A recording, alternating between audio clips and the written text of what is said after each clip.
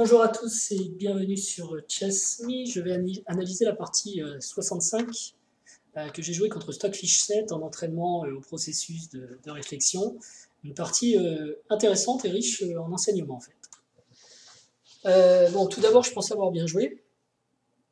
Et quand je regarde ce qui s'est passé en fait jusqu'au 27e coup, presque 30 coups, en fait j'avais, selon l'ordinateur, l'avantage. Et ce n'est qu'après que j'ai fait plusieurs gaffes qui m'ont valu la perte de la partie. Mais effectivement, sur la première partie, sur le début, j'ai plutôt bien joué. Donc ça, ça fait plaisir. Ensuite, quand j'ai vu ces stats, là, j'étais pas très content parce que 3 erreurs, enfin 2 erreurs, 2 gaffes, 3 imprécisions et 40 en perte moyenne de centipion sur une partie de 40 coups, c'est pas terrible. Alors, ça fait beaucoup d'erreurs et de gaffes, donc j'étais pas très content, mais après, en regardant la partie, je me suis dit, ok, il y a surtout 2 erreurs, quoi. Il y a surtout 2 grosses erreurs qui amènent la perte de la partie, et pour le reste, c'est pas si catastrophique, et d'ailleurs, 40 en perte moyenne de centipion, c'est pas génial, mais c'est pas énorme. Évidemment, l'ordinateur Stockfish 7, lui, jouait plutôt bien. Alors, ensuite, au niveau de l'ouverture, donc c'est la deuxième fois que Stockfish me joue cette variante, en fait, que je trouve intéressante pour les noirs, notamment avec l'idée qu'il va montrer.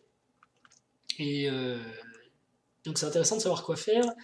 Et la première fois, il m'a bien battu, parce que bon, enfin, on va regarder. C'était la première fois, c'était la partie 57. Là, c'est la partie 65. Et son idée, un peu surprenante, en fait, tous les coups qui sont joués ici sont normaux, on va dire. D6 au lieu de D5, ça c'est pas mal, parce qu'on vient s'opposer au fou. Et on contrôle le 5 aussi. Donc cavalier F3 est presque le coup obligatoire. Et voilà, son idée c'est cavalier D5, qui est un peu anti-positionnel, on va dire, parce que dans l'idée, on va jouer une deuxième fois le cavalier dans l'ouverture, alors qu'on n'est même pas développé avec les noirs. Mais on prend un tempo quand même sur le fou. Et ce cavalier est pas facile à déloger, et il vient avec la combinaison avec l'idée F5, F4, pour totalement fermer ce fou en fait. La première fois que j'ai rencontré ça, donc dans la partie 57, je me suis dit que j'allais partir en grand rock et attaquer, mais ça n'a pas marché du tout. Parce que j'avais une pièce enfermée et que son attaque à lui aussi descendait vite. Et donc j'avais ça en tête. Et franchement, ce schéma pour les noirs me plaît pas mal. Si je rencontre. Je vais regarder si je peux travailler mon répertoire d'ouverture contre le Londres. Parce qu'aujourd'hui, j'ai qu'une variante, 2 variantes. Bon, il y en a une dont je suis content, mais je la joue plus. Bon, pour des histoires d'économie de variantes, parce que ça faisait beaucoup de possibilités, peu importe, et beaucoup de variantes à réviser pour jouer ce modèle. Là, je vais regarder si ça peut passer de façon plus forcée. Ça a l'air pas mal. Donc ensuite, fou E7, il se développe. Fou E2, jusque-là, les deux joueurs ont bien joué. Alors je joue fou E2 parce que pour moi, fou D3 était impossible. Et en fait, c'était possible, mais il faut être très fort quand même. Fou D3, j'avais peur de E5. Et en fait, j'avais raison, parce que D prend E, cavalier, cavalier, fou. Et il y a cavalier C3 qui m'embêtait en fin de variante. Mais en fait, l'ordinateur me montre que après cavalier C3, on peut simplement défendre le fou D3 qui est attaqué par dame F3. Du coup, ce cavalier doit absolument se sauver, bien sûr. Donc on reprend un temps pour sauver le cavalier. Ce temps, moi, je l'utilise pour faire un échec. Fou D7 est impossible parce que dame prend D5. Donc roi F8 est obligé, donc déroqué. Donc les noirs ont consommé 2 temps, ils sont déroqués et petit roc. Et les blancs, eux, ont fini leur développement. Donc dans cette position, l'ordinateur donne quasiment 2 pions d'avance aux blancs alors qu'il y a un pion en moins. Donc des super compensations. On est très bien développé. Il y a des coups à suivre comme tour D1, fou C4, cavalier E4. Enfin, on va très vite attaquer ce roi, quoi. Et c'est des super compensations. Mais ça, je ne suis pas encore en mesure de le faire à 2 niveaux. Je ne suis pas capable de, dans la position de départ qui est celle-ci quand même, de calculer aussi loin avec certitude. Déjà, j'ai calculé avec certitude jusqu'à cavalier C3, c'est pas mal. Et je me suis dit, mince, je perds un pion et c'est très embêtant. Avec des variantes comme pion prend, dame prend, c'est ça que j'avais vu. Hein. Ou fou prend, dame prend plutôt, mais bon, peu importe. J'avais même vu que fou D5, fou D7 ne marchait pas. Donc d'ailleurs, fou D5, cavalier B5, j'avais vu. Donc j'avais vu à peu près jusque-là, mais il me manque encore la possibilité d'aller voir jusque là-bas, c'est-à-dire encore 5 coups plus loin, quoi. Enfin, 3 coups plus loin. Donc Ok, j'avais raison dans mon analyse, mais je ne l'ai pas poussé assez loin. Et la deuxième raison, c'est que je ne suis pas encore capable non plus, si loin dans le calcul, d'estimer la compensation. Si dans mon calcul, j'étais arrivé jusqu'à un petit roc, pour un pion, les fous développés, tout ça, je me serais peut-être dit, ouais, c'est pas mal. Mais malheureusement, je ne suis pas allé si loin, je suis allé jusque là, et, et cette position, je me disais, ça va être dur d'avoir une compensation pour le pion. Il fallait avoir dame F3. Ou peut-être dame B3, je sais pas, mais enfin, dame F3 en tout cas. Et je l'ai pas vu, ok. Et donc, fou D3, du coup, il ne fallait pas qu'il pousse 5, il aurait joué petit roc, il n'y a plus de problème. F5, H3, et ici les blancs sont pas mal. Effectivement, les noirs ont F5, mais attention, ils vont ouvrir ce fou, et ça va pas forcément bien se passer pour eux. Donc fou E2 plus modeste et un coup pas justifié. En fait, fou D3 marchait. Et c'est, ah oui, alors dans les enseignements, c'est mon intuition. C'est incroyable. Vous le savez peut-être si vous me suivez depuis longtemps, j'ai joué aux échecs quand j'étais jeune, et plutôt bien joué. J'ai repris très vieux et avec beaucoup de mal. Et reste l'intuition. Tout le reste a disparu. Mais par exemple, fou D3, je voulais absolument le faire marcher, j'ai arrêté parce que j'y arrivais pas. Mais j'avais raison, c'était le bon coup.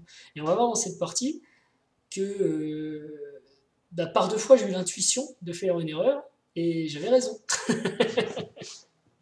Bref, donc petit roc, F5, tout ça c'est attendu, et donc j'aime bien ce schéma quand même pour les noirs. Ok, les blancs ont un avantage, on dit presque un pion, mais pour le joueur blanc qui n'a pas vu ça, c'est difficile à jouer. D'ailleurs ici, je suis parti sur le petit roc parce qu'il n'avait pas encore joué F5, mais les noirs peuvent jouer F5 un peu plus tôt, et si les blancs partent sur le grand roc, en fait c'est pas bon, et ça devient difficile aussi de partir sur le petit roc. Donc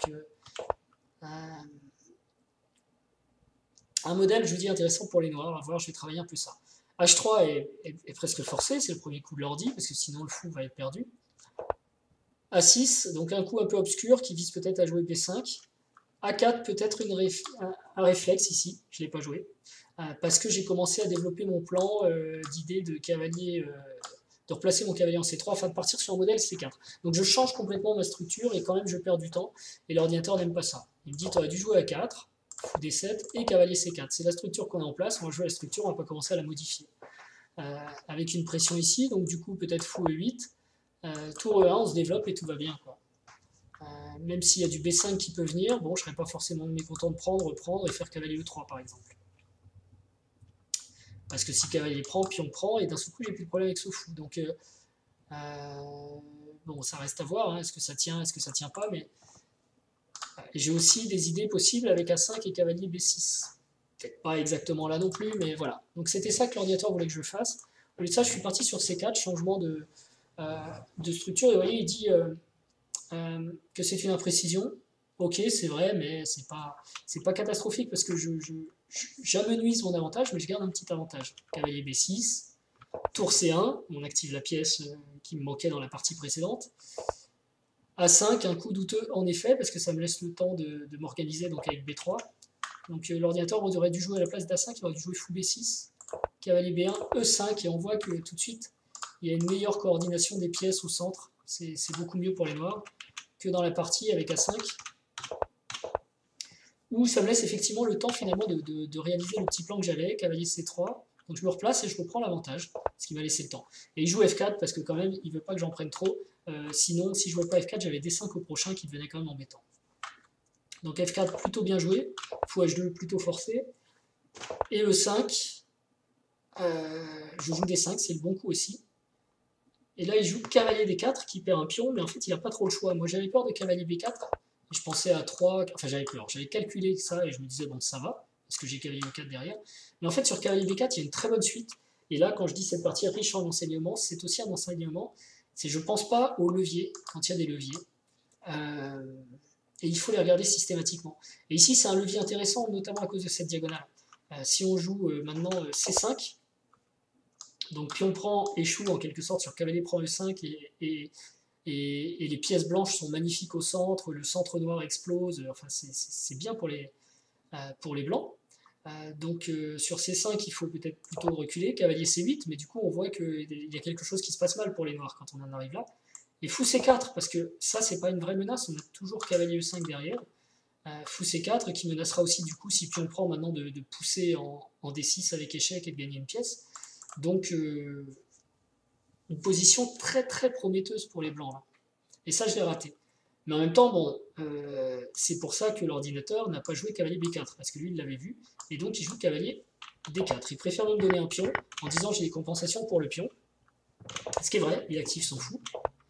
Dame D1, j'ai longtemps hésité, c'est le bon coup, donc je suis content. G5, enfin Dame D2 était bon aussi, hein, mais Dame D1 ça va. B3 logique, bon coup aussi. Fou F5, Fou G4, tout ça c'est plutôt bien joué de la part des blancs. Donc vous voyez finalement c'était pas... On regarde les stats, on se dit c'est pas génial, mais au final j'ai pas mal joué. Fou F5 était vraiment un coup, j'aurais pu le jouer. Tour C3 ça va quand même, Dame F6 et Tour C1 est aussi le bon coup, il faut revenir en C1. Donc c'est pour ça que Fou F5 était peut-être mieux avant. Cavalier D7, et ici je joue Tour E1, c'est un mauvais coup en effet, parce que la suite va être plus compliquée. Fou prend F5 était mieux, Dame prend F5, F3, cavalier E5, roi H1, vous voyez le plan de libérer ce fou. Et même si H4, Dame D4, et on va pouvoir avoir assez de contre-jeu, peut-être jouer sur la case E4, mettre des tours en E1, notamment cette tour-là qui était bloquée derrière la dame. Bref, c'est encore un peu dur pour les noirs, mais ça va mieux. Et même pour l'ordi, en fait, c'est même plutôt mieux. Toujours est-il que tour E1, c'est pas bien, parce qu'après cavalier E5, fou prend E5, dame prend F5, il y a la suite cavalier D3 qui est embêtant, F3 qui pousse, et ça je l'ai pas vu. Mais si vous regardez la partie, vous verrez qu'à ce moment-là aussi j'ai joué ce coup-là rapidement, tour E5 en fait, tour E1, et il faut pas jouer rapidement, il faut jamais jouer rapidement. J'aurais vraiment dû jouer F3, ou fou prend F5 et F3, pour libérer mon fou, c'était là je dois, en mode, d'ailleurs j'ai oublié de le dire, en mode, il n'y a pas de menace directe, quoi. En mode offensif, je dois améliorer mes pièces, c'est vraiment celle-là qu'il faut améliorer, quoi. Donc pour l'améliorer, il faut jouer F3. Pour pouvoir jouer F3, il faut prendre Dame prend F3. On réfléchit pas. Et ce qui est marrant, c'est que enfin, on réfléchit pas. Ça doit être automatique. Et l'ordinateur le propose. Donc cette suite logique, hyper logique, c'est aussi avéré par le calcul de l'ordinateur. Tour E1, par contre, on améliore un peu la tour E1, je suis d'accord, mais pas des masses, parce que cavalier E5 va venir, c'est évident, c'est le prochain coup, et du coup j'ai déjà un problème avec ces deux tours, et j'ai pas amélioré en aucun cas ma pièce la plus mauvaise. Donc ça je le retiens, voilà, enseignement, nouvel enseignement sur cette partie. Quand on doit s'améliorer, commençons par améliorer vraiment la pièce la plus mauvaise. Pas faire des toutes petites améliorations et garder une grosse verrue dans un coin. Voyez. Genre, je vais améliorer un peu mon carburateur, mais j'ai un pneu crevé, donc je ne vais pas aller beaucoup plus vite. Alors, cavalier E5, cette fois, il faut prendre E5, dame prend F5, et tour C3, bon coup.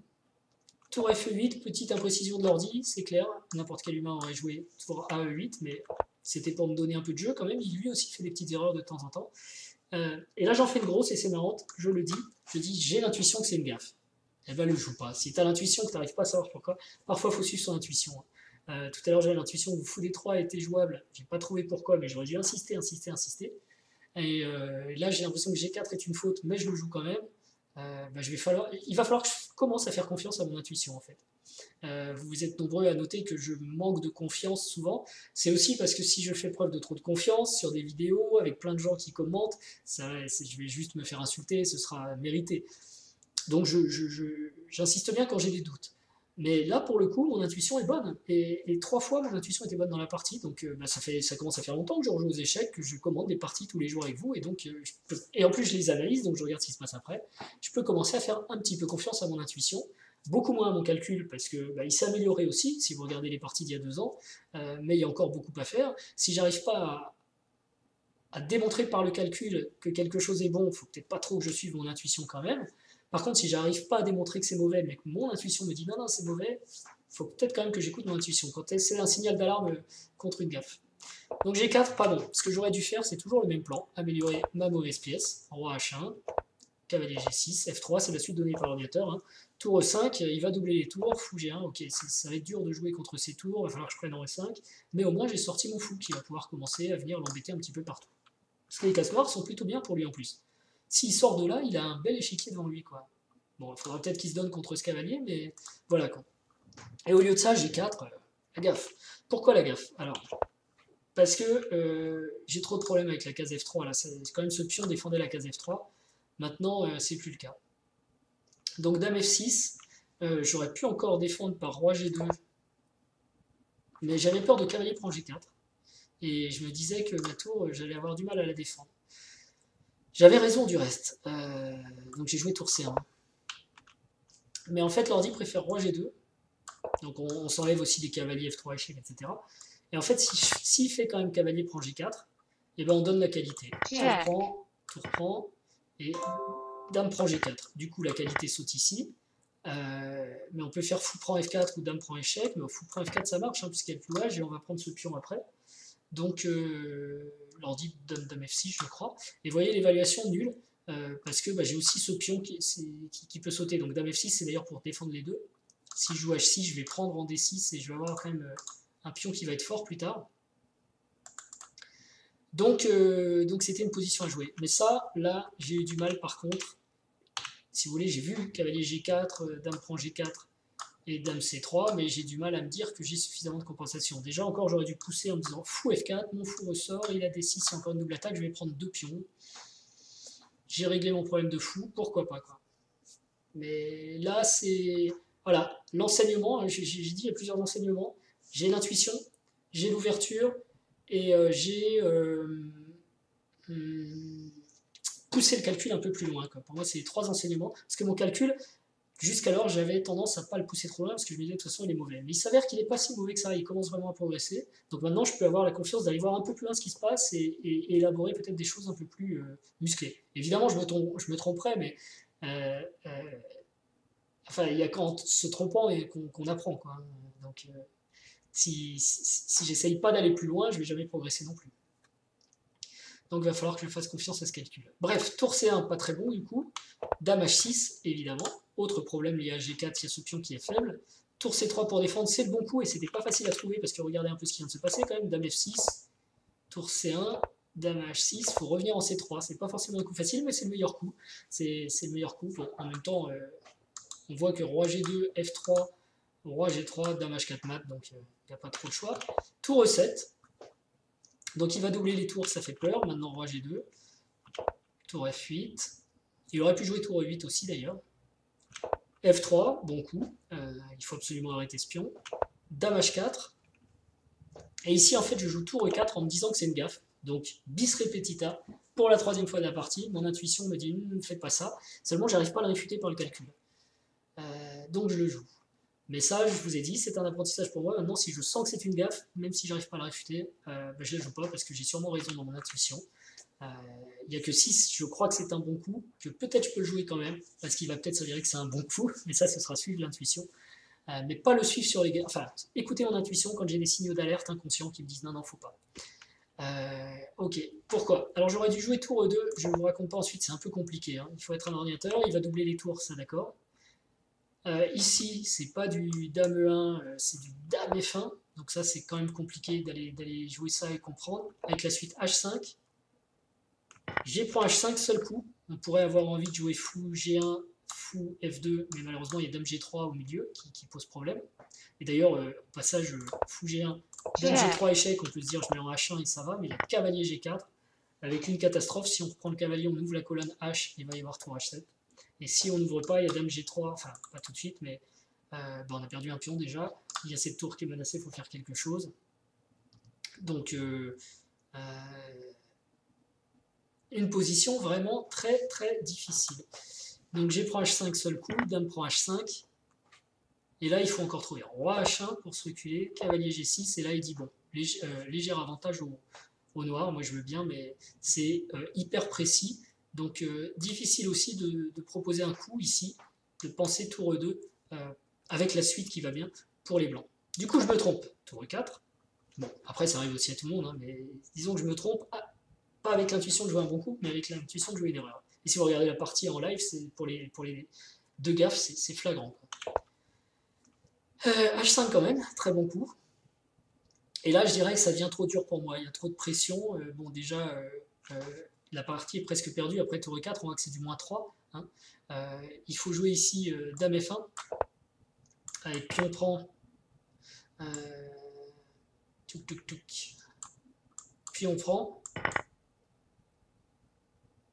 Mais ça fait vraiment beaucoup de pression sur F3, là ça va être très très dur à tenir. Peut-être qu'on a l'idée à un moment de jouer Dame F1, vous voyez, pour Dame F2 pour repousser la Dame. On a juste un temps pour le faire, sinon il y a du Dame H7, mais la tour est là, bon, ça tient sur un fil, quoi. Mais ça tient pas d'ailleurs, parce qu'on est à -3, on va perdre. Au lieu de ça, donc je joue Dame E1 qui aggrave un peu mon câble, mais ça vient d'un bon sentiment, c'est pour échanger les dames. Sauf qu'il y a cavalier F3 qui est un super coup. J'avais pas vu que Dame prend, cavalier prend. Mais à ce moment-là, j'ai pas trop réfléchi non plus. Quatrième enseignement, aux échecs, il faut toujours réfléchir. Même si on est fatigué, il faut continuer à réfléchir. Alors, petite parenthèse, parce que de toute façon mes vidéos durent trop longtemps et je peux faire autant de parenthèses que je veux, c'est toujours intéressant hein, pour ceux qui ont suivi jusque-là. Je suis fatigué, ça fait 1 heure que je joue, et je fais ces petites erreurs où j'arrête un peu de calculer, je joue plus à l'instinct. Est-ce que ça veut dire que je suis incapable de jouer plus d'1 heure? Je pense pas.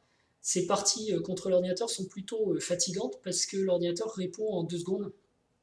Et donc ne vous laisse jamais le temps de vous détendre. Parfois on peut se détendre un peu sur le temps de l'adversaire, se lever, aller regarder les parties à côté, prendre une boisson, un thé, un jus d'orange, un café, s'évader un petit peu, ça fait beaucoup de bien. Moi en tout cas ça me fait beaucoup de bien, je l'ai fait sur des parties d'entraînement, j'aime bien. Mais contre l'ordi c'est quasiment impossible parce qu'il répond tout de suite. Et donc vous passez vraiment 1 heure à réfléchir intensément. Alors c'est très bon en entraînement et il ne faut pas que je panique en me disant au bout d'1 heure je sens la fatigue parce que c'est vrai que je la sens et je joue moins bien. C'est juste qu'en partie, il faudra que je pense à avoir des pauses régulières. Conclusion que j'avais déjà abordée dans les bilans de l'année passée lorsque je faisais des tournois. Allez, on y retourne. Donc tour prend F3 un peu forcé, mais donc après la gaffe Dame E1, évidemment, je perds une qualité. Je me dis que je vais prendre un pion. Et là, l'ordinateur fait preuve d'une technique monstrueuse. C'est beau à regarder. Il va chercher le pion, je vais libérer mon fou.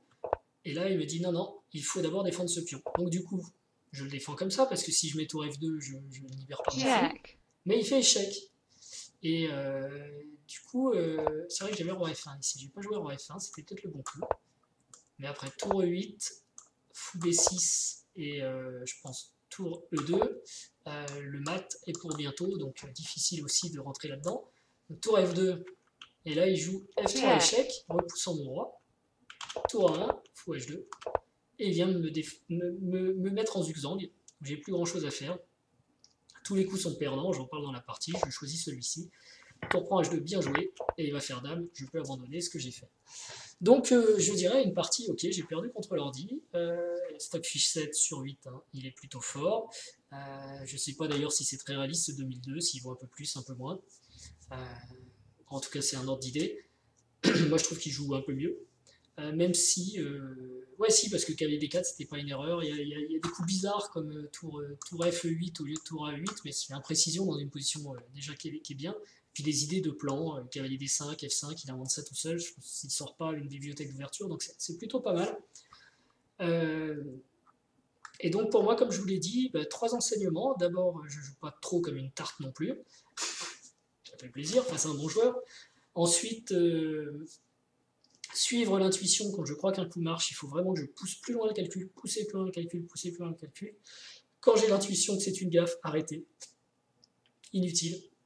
Parce que peut-être qu'une fois sur 3 ce sera pas une gaffe, mais apparemment 2 fois sur 3 c'est une gaffe. Donc il faut écouter l'intuition, on gagne du temps et on évite les gaffes. Pousser le calcul plus loin, je l'ai dit, et bien se ménager des pauses dans la réflexion quand on joue contre un adversaire qui réfléchit aussi. Contre l'ordi c'est plus dur.